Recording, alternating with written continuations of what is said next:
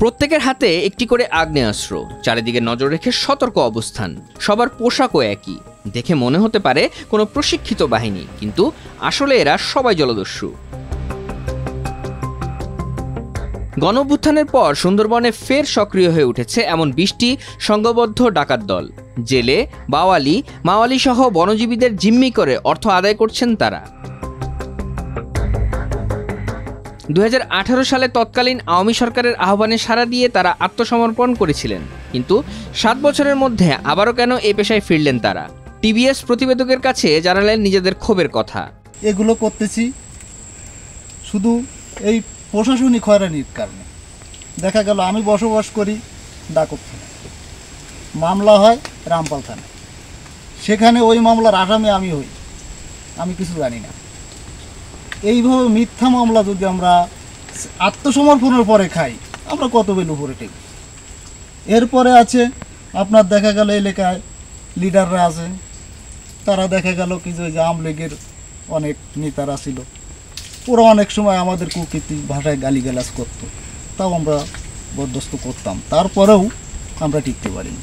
আমরা আত্মসমর্পণ করার পর সরকারের পক্ষ থেকে আমাদেরকে ১ লক্ষ টাকা দিল, আর একটা মোবাইল দিল, একটা গরু দিল, কাউকে জাল দড়ি দিছে, কাউকে ঘর দিছে, যেগুলা মানে ব্যবহারযোগ্য না এরকম। তো এই যে জিনিসগুলো দিছে দিয়া কিন্তু আমাদেরকে নির্যাতনটাই বেশি করছে।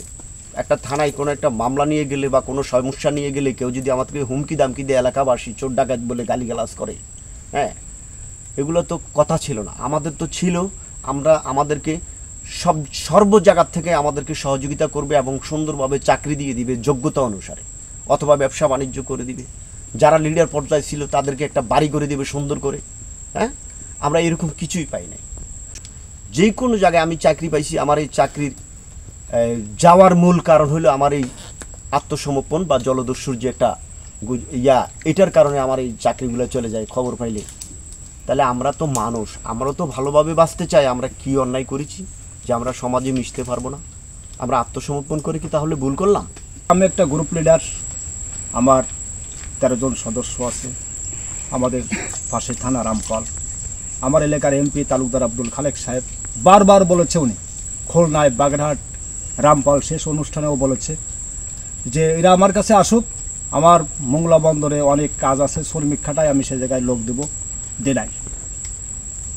উনি আরও দূর দূর করে তাড়িয়ে দিয়েছে। ওনার খুলনায় বাসায় গেল আমার কিছু লোকজন, যাওয়ার পরে উনি বলল যে এই দারোয়ান, ওদের ঢুকতে দিলে কেন? এ হচ্ছে আমাদের পরিস্থিতি। সরকারের পক্ষ থেকে যদি আবারও পর্যাপ্ত সুবিধা ও সহায়তা পাওয়া যায়, তাহলে আবারও স্বাভাবিক জীবনে ফিরতে চায় এই দস্যু বাহিনীর সদস্যরা।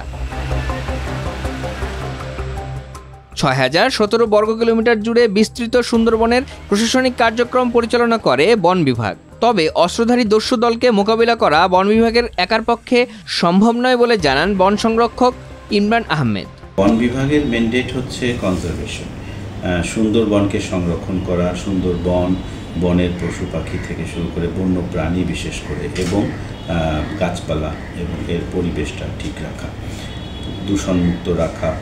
তো এর ভেতরে সুন্দরবনে যারা এই সম্পদ আহরণের জন্য যায়, তারাও বন বিভাগ থেকে পাস পারমিট নিয়ে যায়। কাজেই তাদেরও নিরাপত্তার দায়ভার কিছুটা হলেও বন বিভাগের উপরে যে বর্তায় না তা নয়। তবে ডাকাত কিংবা এই ধরনের অস্ত্রধারী কোনো গ্রুপের সাথে যুদ্ধ করা বা তাদেরকে নির্মূল করার কথা যেটা আপনি বলছিলেন, সেটি একা বন বিভাগের পক্ষে সম্ভব নয় বা সেটি আমাদের কাজও নয় আসলে।